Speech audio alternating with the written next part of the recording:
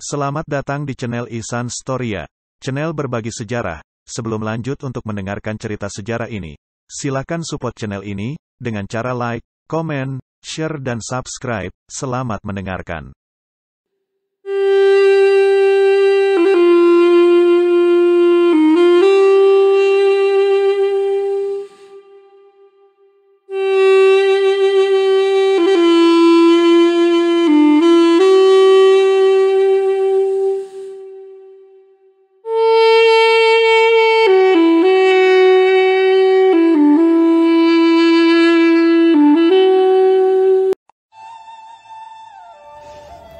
Sultan Muhammad Al-Fatih berusaha dengan berbagai cara dan strategi untuk menaklukkan kota Konstantinopel.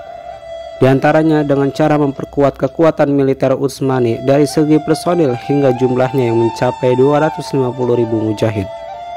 Jumlah ini merupakan jumlah yang sangat besar jika dibandingkan dengan jumlah tentara di negara lain saat itu. Dia juga memperhatikan pelatihan pasukannya dengan berbagai seni tempur dan ketangkasan menggunakan senjata yang bisa membuat mereka ahli dan cakap dalam operasi jihad yang ditunggu-tunggu. Sebagaimana ia juga memperhatikan sisi maknawi dan menanamkan semangat jihad di dalam diri pasukannya. Ia juga selalu mengingatkan mereka akan pujian Rasulullah pada pasukan yang mampu membuka kota Konstantinopel.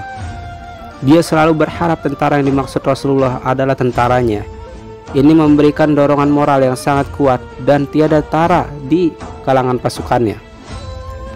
Ditambah kehadiran banyak ulama di tengah-tengah pasukan kaum muslimin yang banyak memberi dampak demikian besar dalam menguatkan tekad pasukan dan menguatkan semangat jihad sesuai dengan perintah Allah Subhanahu wa taala.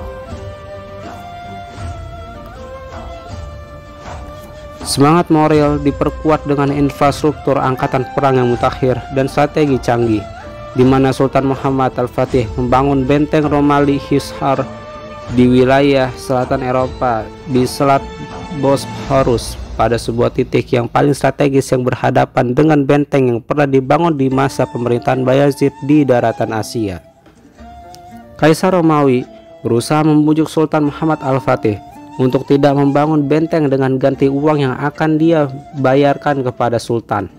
Namun Sultan Muhammad Al-Fatih tetap tidak bergeming dari rencana awalnya, sebab dia tahu pembangunan ini memiliki arti yang demikian strategis, hingga akhirnya rampunglah satu benteng yang demikian tinggi dan sangat aman. Tingginya sekitar 82 meter. Maka jadilah dua benteng itu berhadapan yang dipisahkan jarak hanya 660 meter yang mampu mengendalikan penyeberangan armada laut dari arah timur Bosporus ke arah sebelah barat. Sedangkan nyala api meriam akan mampu mencegah semua armada laut ke Konstantinopel dari wilayah-wilayah yang berada di sebelah timurnya, seperti kerajaan Trabzon dan wilayah-wilayah lain yang memungkinkan untuk memberikan bantuan saat dibutuhkan. Sultan menaruh perhatian khusus untuk mengumpulkan senjata yang dibutuhkan dalam rangka menaklukkan Konstantinopel.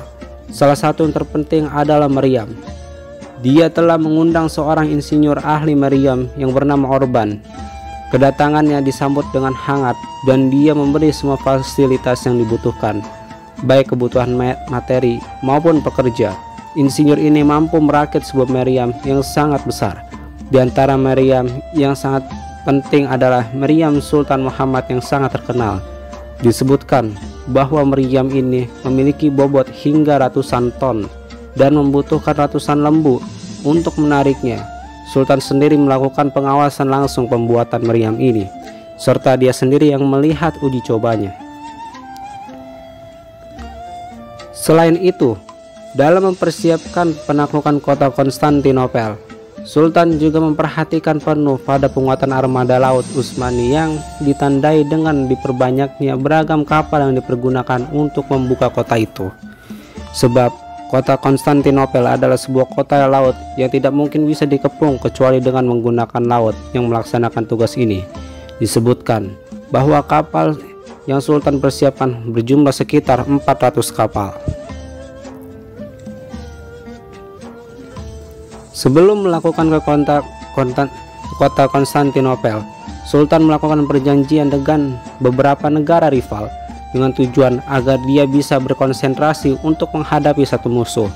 Maka dijalinlah perjanjian dengan negara Galata yang berbatasan dengan Konstantinopel dari arah timur yang dipisahkan dengan Selat Tanduk Emas.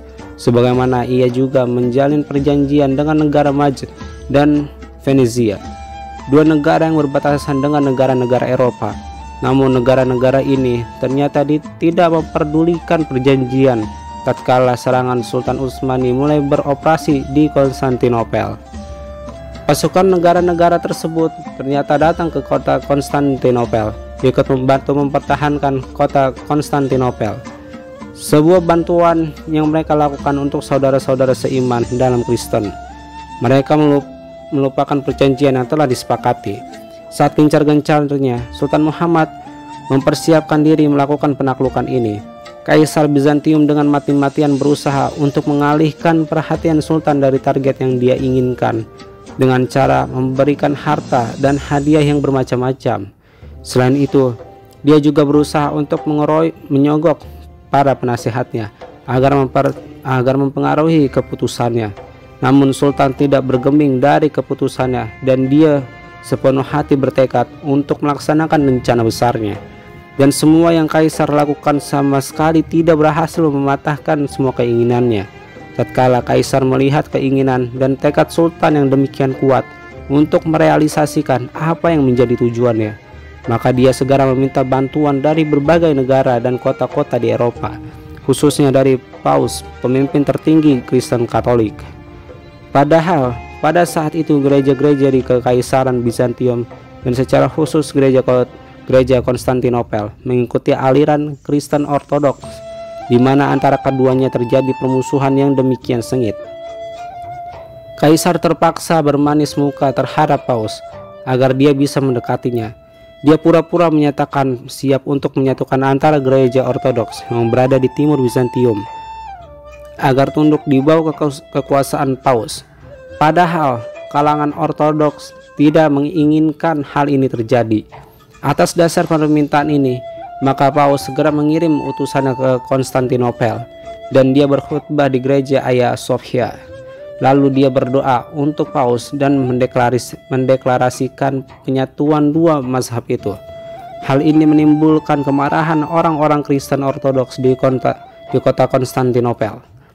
Mereka bahkan melakukan gerakan kontra terhadap apa yang dilakukan orang-orang Katolik, hingga di antara orang-orang Katolik Ortodoks berkata, "Lebih baik bagi saya menyaksikan sorban orang-orang Turki di wilayah Bizantium daripada menyaksikan topi orang-orang Latin."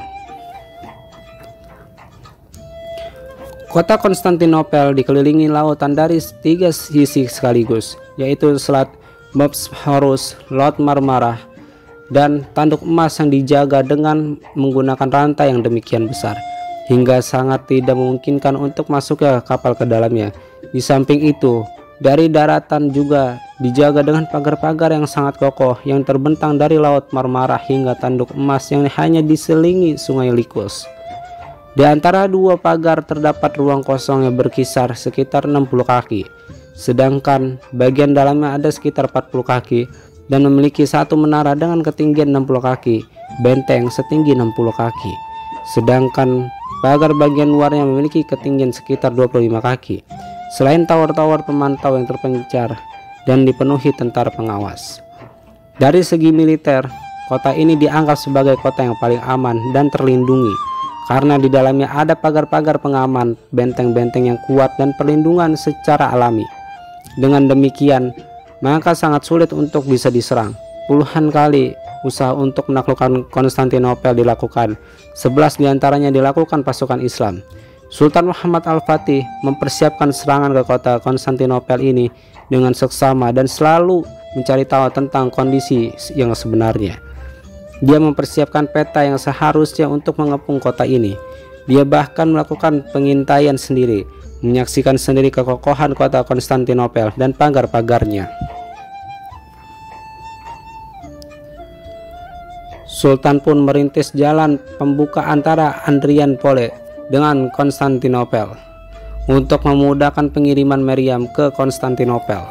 meriam-meriam besar yang dibikinnya bergerak dari Adrianople menuju Konstantinopel dalam jangka waktu 2 bulan dengan penjagaan ketat pasukan Utsmani.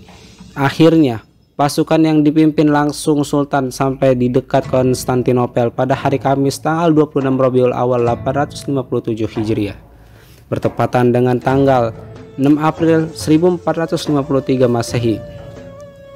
Maka berkumpullah pasukan Utsmani yang berjumlah sekitar 250.000 pasukan. Sultan Muhammad berpidato di hadapan mereka dengan berapi-api dan penuh semangat yang memicu pasukan untuk berjihad dan meminta kemenangan pada Allah atau mati syahid.